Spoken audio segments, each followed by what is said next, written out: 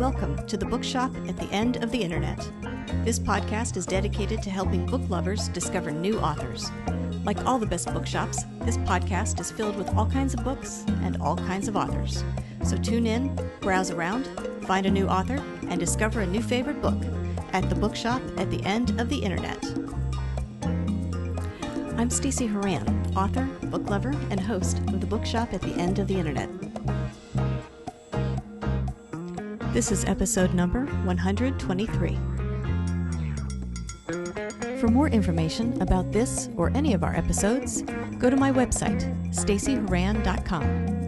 If you enjoy the podcast, leave us a review, like us on social media, and share us with your friends, family, and fellow readers.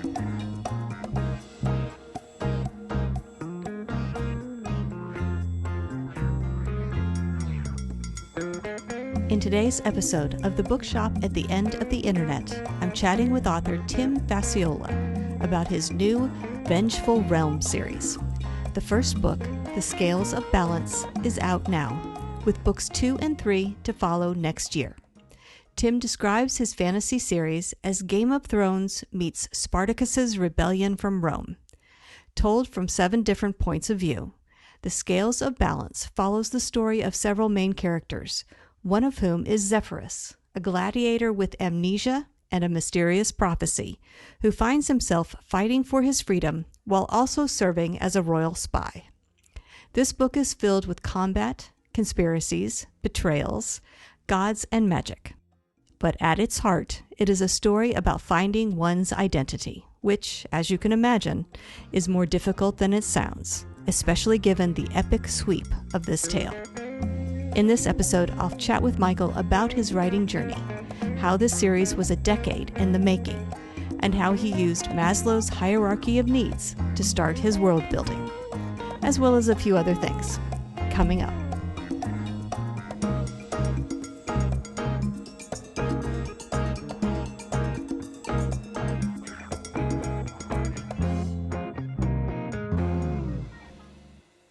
Tim Facciola, I want to thank you very much for joining me today on the podcast. Well, thank you so much for having me. I thought what we could do today is start by talking about your new book, A Vengeful Realm, The Scales of Balance. If you don't mind, tell us a little bit about this book and what inspired you to write it. Oof, it's a loaded question. I'll try to keep it as concise as possible. So what this book is about, if I could boil it down as simply as possible, it's a Game of Thrones meets the Spartacus's rebellion from Rome. And those were the two heavy influences that I wanted to capture. But the real story is an identity. It is identity and how it's not quite so simple as just this is. There's a lot of shades of gray. It's not just black and white. And I wanted to capture that by utilizing so many different perspectives in the midst of a gladiator rebellion, a theological civil war, all happening at once while a country is on the verge of somewhat evolving from a more Roman-esque gladiatorial realm into more of a kingly type of empire. So all of this kind of coming together at a head all at once, and how people respond from different socioeconomic positions, and how they see the world and how that influences them. So that's a lot to take on in one book. Okay, so let's unpack that a little bit. First of all, I'd like it maybe if you could do 2 things for us. One, let's talk about, say, your main characters, introduce us to them so we can understand this as the story as it's evolving from their perspective. And then Sure. I would like to talk about sort of this world that you've built. But let's dive into the characters first. Kind of introduce us to the main characters. Who do we need to know? So I'll preface by saying there are 7 point of view characters in this book. So there's 7 main ones, but it centers around Zephyrus. And Zephyrus wakes in a temple he's not supposed to be in, with no memory of who he is, why he's there, what he's supposed to be doing. Luckily, he has some people he's with who are, telling him the lay of the land, only to very shortly thereafter be separated from them. Now, he has one hint to his past, and it comes in the form of a note from the king, a letter addressed to the king from a name he doesn't recognize, that is basically promising him to the king as an emissary of peace. Now, this greatly conflicts with the prophecy that he just received from this temple he's not supposed to be at, which tells him he's going to be a prophet that will liberate the slaves from the king he's supposed to be an emissary of peace that he's supposedly gifted to. So, all at once, trying to figure out who he is, like it takes him a little bit to even be like, is that my name? Like, why does that not even when someone says it, he's like, that doesn't even sound quite right. So while trying to figure out who he is and what's going on, he, once again, not supposed to be at that temple, gets taken and sold into slavery. So this is where his story begins. And this is where it begins to cross with all of the other perspectives. So meanwhile, in this kingdom, there's Queen Daenela. So we have Zephyrus, who's this gladiator slave on the cover. And then there's Queen Daenela. Queen Daenela is in many ways the real driving force of the events of the story, because she is very devout in her faith, and her faith and the doctrine that she has been brought up believing is that this prophecy that Zephyrus is supposed to fulfill is going to mean the end of a lot of things that she holds near and dear to her heart. So there is her husband, the king, who she loves dearly, but he has some different feelings theologically on how the kingdom should be run and how people with different viewpoints should be treated. And he's not really taking a firm stance, her husband. So she's tried diplomatically, she's tried underhandedly, and it's gotten to the point where she's felt she must choose between the kingdom her father created and the love of her husband.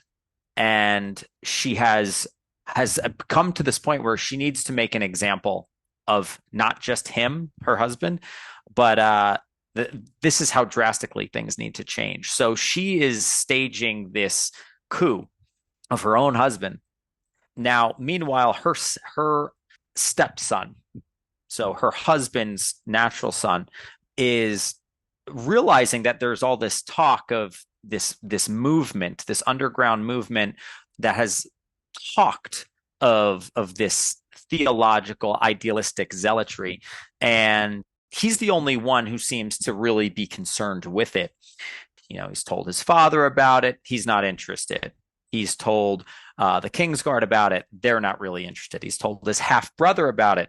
Also, it's just a laughable thing. So when he learns that there's going to be an assassination attempt on his father by this group of zealots, he realizes if he's going to do anything about this, he needs to recruit help.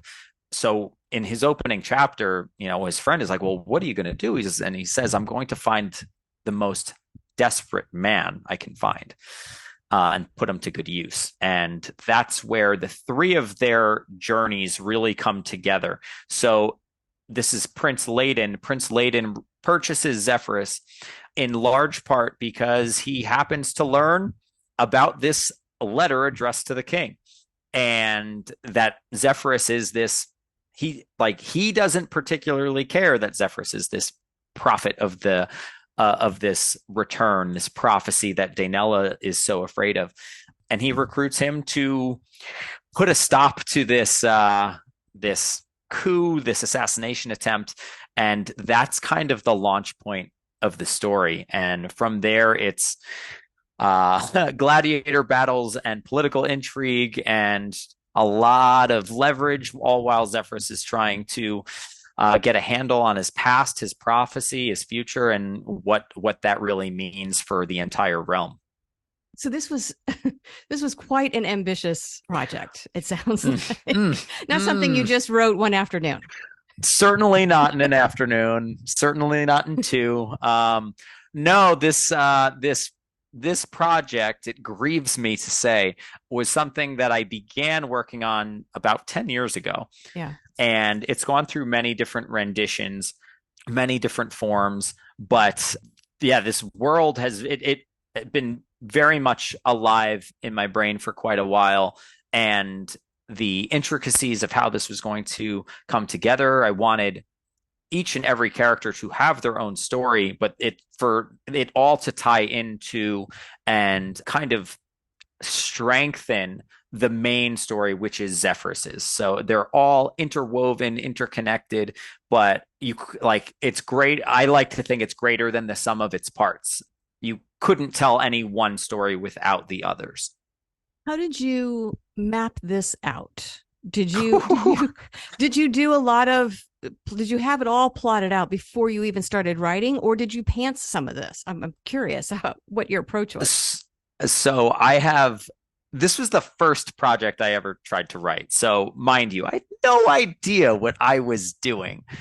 But since I have found a bit of a process, and I like to think I have nailed it down, but I am a heavy plotter. I like to begin with the end in mind.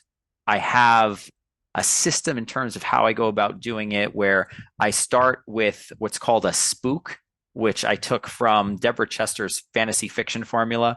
And a spook is like a 1 to 2 sentence plot overview. Spook: situation, protagonist, objective, obstacle or opponent, and then the climax. So if you can fit all of that into 1 to 2 sentences, then you have a pretty clear-cut idea of, well, this is this character's journey. So it started out with doing that for one character, each character, and then extrapolating on each of those and making sure that they all intertwined, interconnected. So I love when books are character driven. I love when books are plot driven. So I wanted it to be character plot driven. So that's how I set it up. I follow like a very generic 7-point plot in terms of outlines, but each one of them end up being very, very different. I was very lucky early on in my authorial career. I met up with a wonderful freelance agent named Shersty Niveen, who I still work with all the time. We're in contact quite a bit, and she's with writer therapy, so I can't recommend her enough. But she taught me everything I know about writing and how to structure stories. But anyway, I what I wanted to do was have each story be like, if I just had this character, if I just wanted to tell the story from this character's perspective, what would that look like? So going through each of their 7-point plots and then seeing, well, how does this interconnect? How does this intersect? And where and when are those big moments going to come into play so that I can create this buildup to a catharsis that hopefully readers won't be able to forget. You ask, how did this come together? Started with a 1 to 2 sentence thing for each character. That became like a 7 to 10 sentence thing for each character. That became a chapter by chapter outline for each character. And then that became a massive spreadsheet that was color coded of terms of when each thing happens. So I could keep timelines and where and when people were to make sure everything kind of connected all at once in the way I wanted it to. So it was a very involved process that I recommend to no one. And you mentioned that this was sort of a 10-year process to get it from that first idea to final form and out into the world. Is that right? Yes and no. I would say the first book was written and rewritten and rewritten. I'd give it 5 years. Okay. Then I spent some time in the query trenches. I sat on it for a year. I worked on a couple other projects.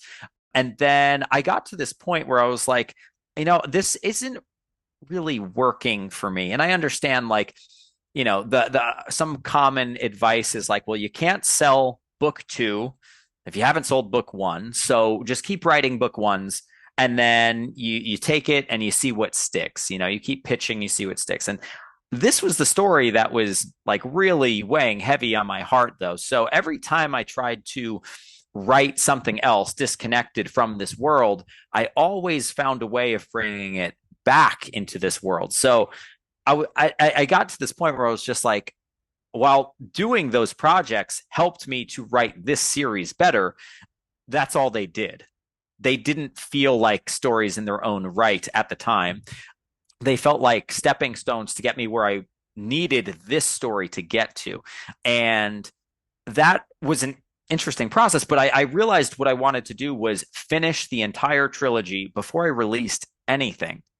So around maybe it was December 2020, I had received a publishing offer, and I had this like moment of sheer and utter panic because I once you press print in that regard, you can't go back and really change things. It's canonical at that point. And one of the authors who I really love, who was originally self-published, was Michael J. Sullivan, and his Rhaenyra series, Rhaenyra Revelations in particular. Like, I read his story. He wrote the whole thing and then went back and added little details and planted seeds and Easter eggs so that the reading experience could be so just abundant. Like, it's a story that I often reread because there's so many little details that on the first pass I didn't even know I was supposed to be looking for. And it just, by the time the ending came along, I was like, this is the best ending I've ever read. How did he do it? And it was because he wrote the end, then went back to the beginning and made the changes he wanted to make to completely set up the reader for the desired effect. So that really resonated with me as a creative process that the industry just doesn't really allow for the most part. So after that realization, I buckled down. I said, I'm going to write book two. I'm going to write book three. And when I finish the series, then I'll figure out what's next.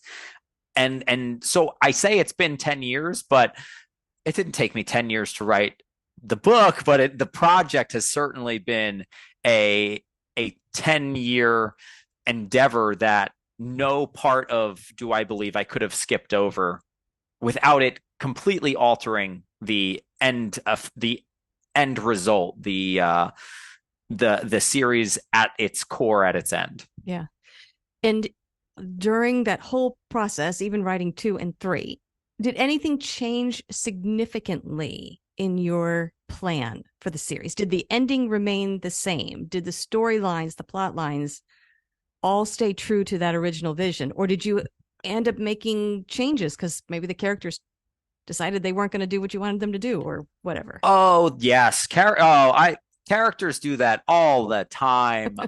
It doesn't, and that's the thing, I think, and that when I say I love character-driven stories, I love plot-driven stories, I think there's a degree of, like, I believe that your second draft is better than your first draft, period. It's always going to be better. So when I do heavy plotting, I see that as my first draft. So when I start writing, if my character's like, actually, I know you thought this, but this is really what feels right for me, obviously that's going to be better. I have to trust that instinct. So it definitely does. But if I've already seen it and mapped it out, if I've done all of these, because you can imagine doing an outlining process like 3 times over before I've even finished the outline, it's almost like by the time I'm drafting, it's my 4th draft. So that has changed, like character arcs changed quite a bit. There was this goes back to early drafts, but the first draft of this book was 278,000 words, just under 1,000 pages. The finished first book is 528. And this is like a lot of the work I did with my editor, Shersty. She like, I remember the day she was like, yeah, I want you to cut it in half. And I remember going, oh, oh boy, like how am I going to do that?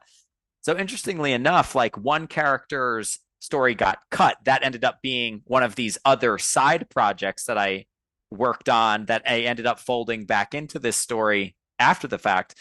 Two characters got combined into one, which was a really fun and interesting process. And now it's crazy to actually think back about that because how much it has changed from that initial vision.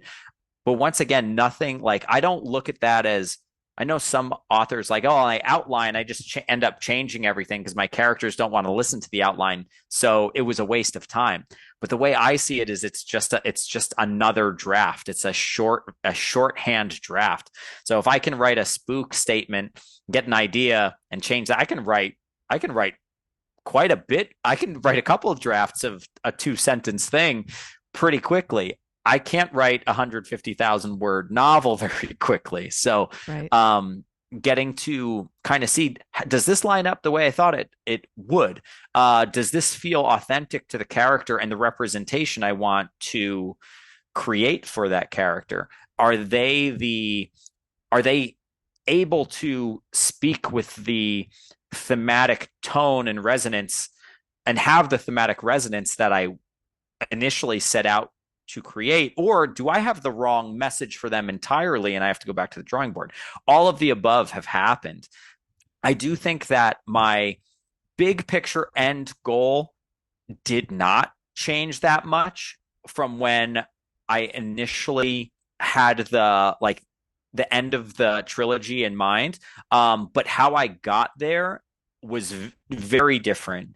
And the way that I'd originally plotted out, I think would have been you know, the plot driving the characters instead of the characters engaging with the plot, if that makes sense.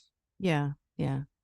Well, I want to circle back around to the second point I mentioned, the world building, because I'm sure that took place also when you were plotting everything out. You had to also build this world. You mentioned your influences, Mhm. Game of Thrones, Spartacus, Rebellion from Rome. How did you create the world? Did you see it? Did you draw it out? Did you find images? Like, what did it take for you to decide I've built this world and now it's ready? Sure. I some of the other writers I work with and have, like in my core group, like they're very visual. They have like Pinterest boards, and that's not me at all. That just doesn't Mm, work for me. yeah. It doesn't engage the part of my brain that really takes off. When I first started writing, I would say that description wise, like setting description, I'd say that was my weakest. I like to think I've shored that up quite a bit over the years. But I would say that was my weakest starting point because I was just so focused on the characters, what they're thinking, what they're feeling while they're doing what they're doing. That was my whole thing. So I had a lot of like blank faces and empty rooms. But when I think of a world, it's not necessarily what it looks like. Like I think this might be why so much fantasy defaults to like medieval settings is it allows authors and readers to just kind of take from and imprint upon what they already know about a setting, right? So if I say that it's going to have like a Roman feel, most people have an idea of what that kind of looks like, feels like to a degree. So I don't have to describe all of the nitty gritty basics and spend all this page space trying to paint this picture.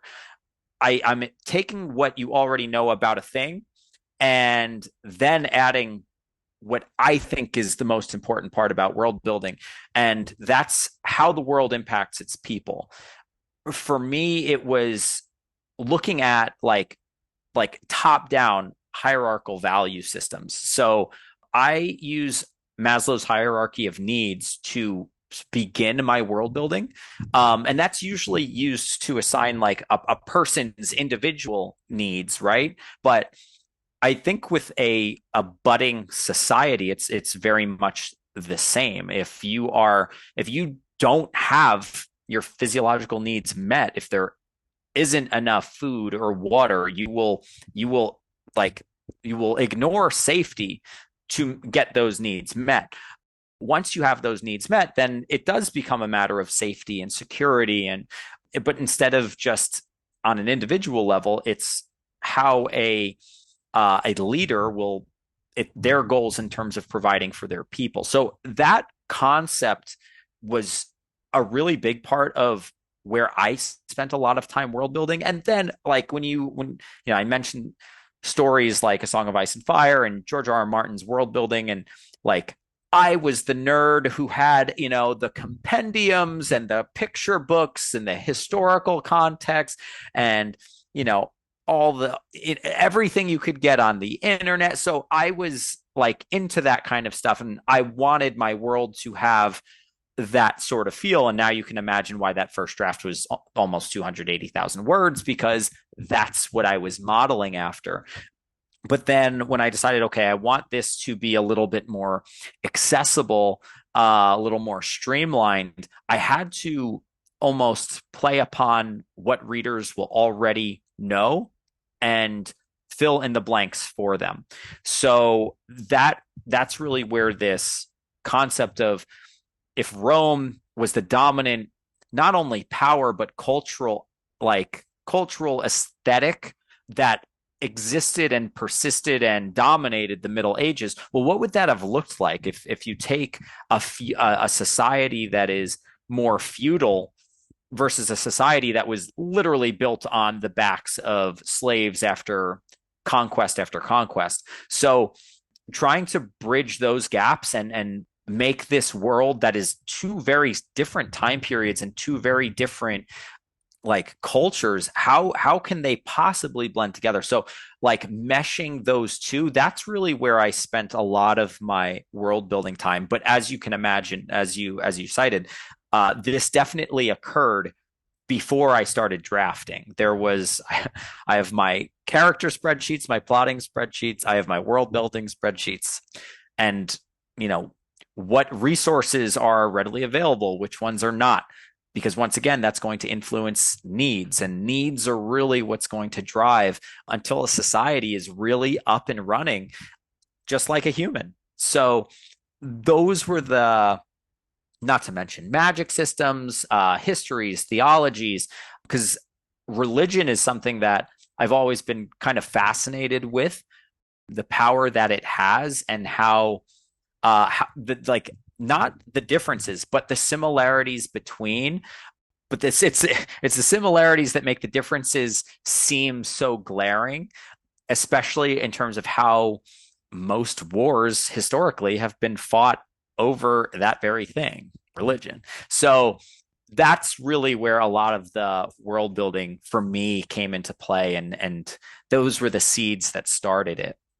You mentioned something very early on in our conversation that really the story was about identity. Mm-hmm. I'm curious, how did you balance or keep the focus on individuals, this theme that you had about identity and what it means, in the midst of all of this going on, this not just this whole world that you've built, but all of these heavy issues and discussions and ideas kind of weighing down on the individuals who are acting out the story? How did you keep the focus on the individuals when there's so much else happening in the story?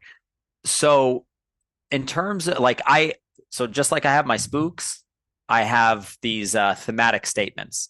So the thematic statement, like if each character has their individual like spook statement, the story as a whole has to have its thematic statement, and every character's journey needs to kind of point to that in some way, shape, or form and explore it in a different capacity. And the thematic statement that I wrote for this first book was that when one is grounded in their sense of identity, they're more likely to act from a place of hope and compassion for others. They're more likely to give mercy instead of needing vengeance. It's called a vengeful realm. Like one of the Like the taglines for the series was peace bought by blood seldom lasts. And this concept that this world wants revenge. Everything in this world is just like revenge. And revenge is a very selfish desire. It's a very selfish I don't even want to call it a need because it's not a need. It's a false need. It's one that we're almost conditioned to think is validating, but that's because we're disconnected from our identities. There's different characters throughout the story. So, these different point of view characters. So we have Zephyrus, who quite literally doesn't remember who he is. So that's like, you know, identity in that regard is kind of obvious. He's trying to learn who he is, what he stands for, right? But then there's, Prince Layden, who is he's not the crown prince. He's a, his this is not a spoiler, it's mentioned very early, but his father, who was a nobleman, married down a class basically. So his mother wasn't accepted, so therefore Layden wasn't accepted. And then his parents, like after there was a war all these years ago, their marriage was annulled so that a peace could be forged through matrimony between Layden's father and Queen Daenela.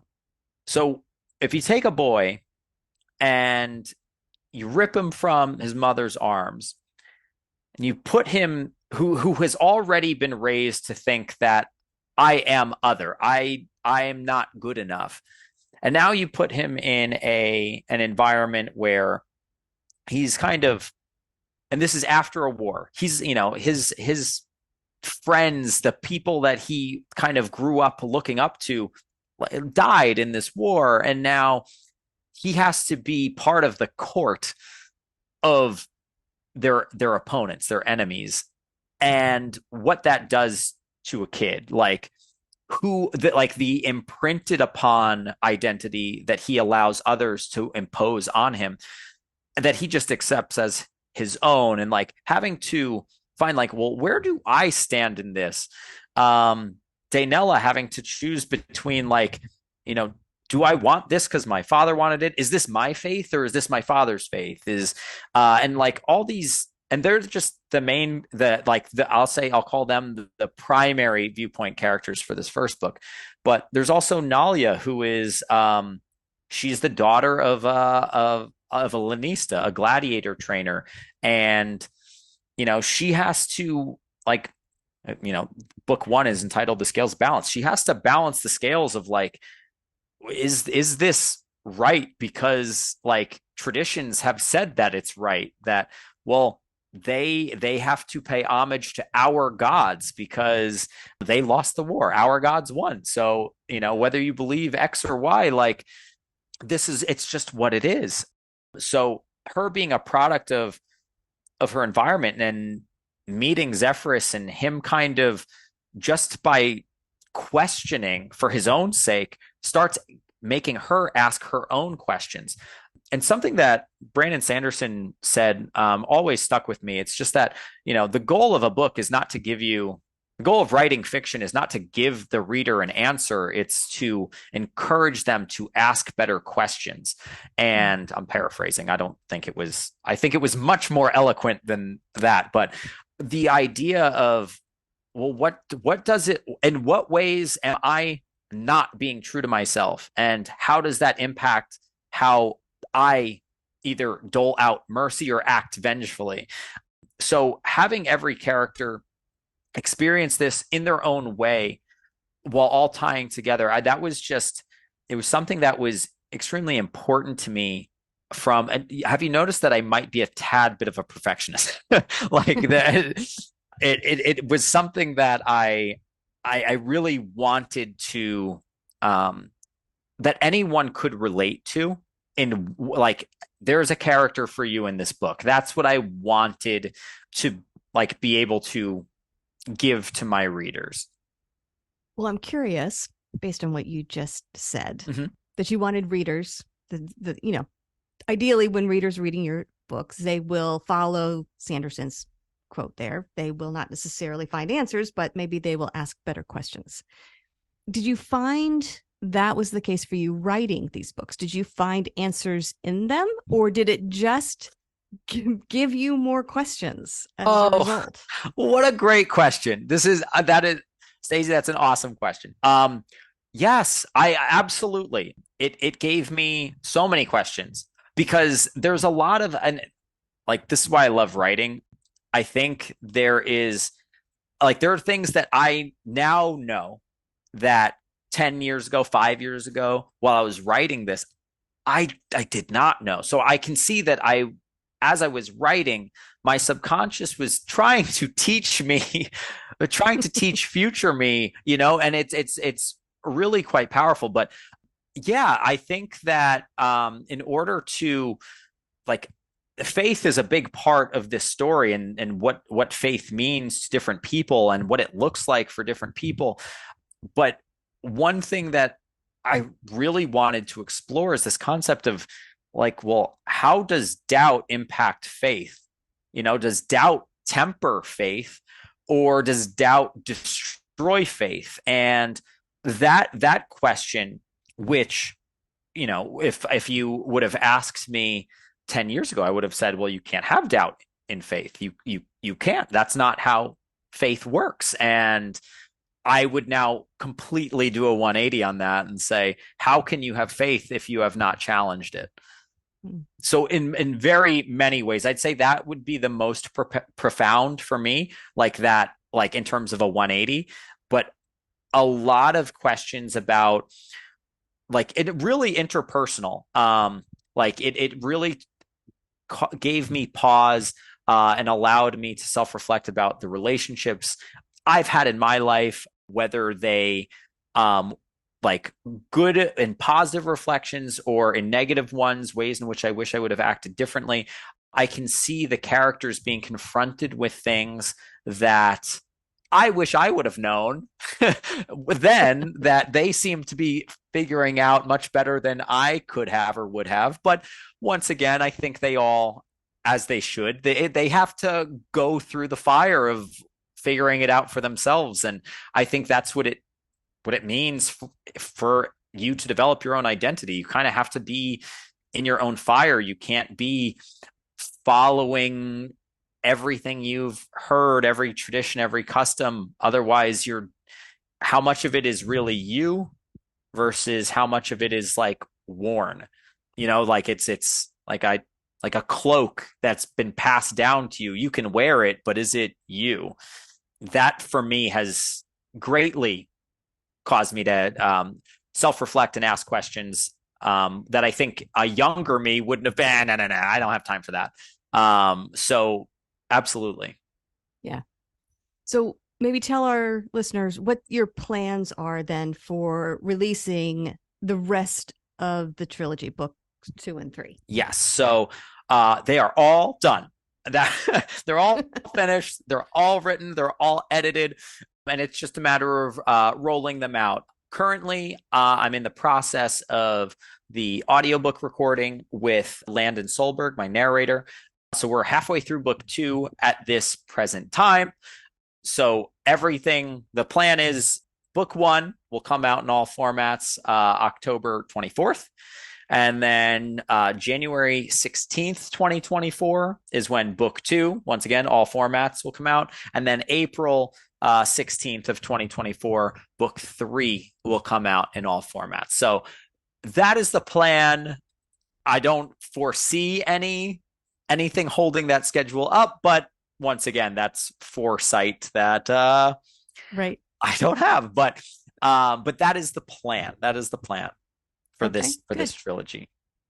Well, if people want to find you, mm-hmm. they want to look for new releases, things you have going on, all that good stuff, where can they find you? So I have a couple different ways and a couple different capacities. Depends what they're looking for. If they want to find me for writing advice, I do author coaching. I have a website just for that.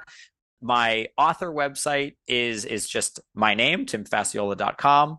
You can sign up for newsletters. All, release information will be posted there. And I'm also, like, in terms of social media, I'm most active on TikTok. The plan is to eventually expand my horizons into Instagram. I do have an account, so you can follow me there. I'm just not doing a whole lot yet. But the TikTok, I'm very much active in the book talk community. So, and you can search my name. That'll do it. You can also search at Epic Fantasy Author, which is my handle. So I would say those would be the best ways to get in touch, stay in touch, and ask any questions you might have. Good. And if people want to, on the day, purchase the books when they come out, where should they go to buy them? So everything's available on Amazon. That's going to be the easiest one. But also it will be available online on Barnes & Noble. One day we'll see. We might get into some stores more locally, but for now, more of the online presence.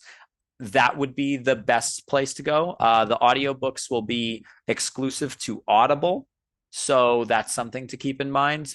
But yeah, I'd say Amazon, Barnes & Noble would be the go-tos. Good. Well, Tim, I want to thank you very much for joining me today on the podcast. And I want to wish you luck with The Vengeful Realm, The Scales of Balance, plus books 2 and 3. We will look forward to all of that. So congratulations on everything you've accomplished, and best of luck with the rest of your writing journey. Thank you so much, Stacey. Thank you for having me on. The Bookshop at the End of the Internet is a podcast dedicated to helping book lovers discover new authors. Like any good bookshop, this podcast features a wide variety of books by the equally varied and interesting authors who felt compelled to write them. This podcast gives you a chance to meet these wonderful writers and discover your next must-read book. Listen to the authors describe their books and tell you their stories in their own words. My interviews feature books from all genres and authors from all walks of life, including those who are indie published, as well as those published by small presses and large publishing houses. Looking for unique, not so easy to find books for yourself, a friend, or a book club? Tune into this podcast and find your newest favorite author, or maybe a soon-to-be bestseller. This podcast, like all the best bookshops, is filled with all kinds of books and all kinds of authors. Tune in, browse around, find a new author, and discover a new favorite book. You never know what treasures you might find in the Bookshop at the End of the Internet.